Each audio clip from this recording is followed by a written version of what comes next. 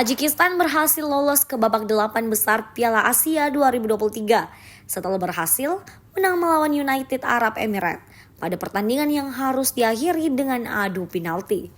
Kemenangan ini tidak lepas dari peran pelatih utama Peter Surt, mantan pelatih PSM Makassar. Pertandingan yang berlangsung di Stadion Bin Ali Stadium itu semula berakhir dengan hasil imbang 1-1. Tajikistan membuka kemenangan melalui gol Fahdat Kanonov pada menit 30. Namun secara tragis, Khalifah Al-Hamadi menyamakan kedudukan melalui sundulan dari tendangan bebas yang dicetak pada menit tambahan.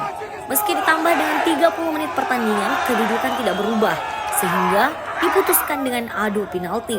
Tajikistan berhasil mencetak 5 gol. Sedangkan Kelok Hanedo dari United Arab Emirates gagal mencetak gol pada kesempatan kedua. Peter Surt bukan nama yang asing bagi pecinta PSM Makassar.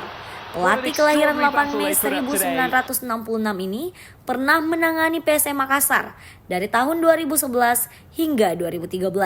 Setelah itu ia melanglang buana ke berbagai negara. Ia pernah menjadi pelatih timnas Afghanistan, Maladewa sebelum sampai ke Tajikistan.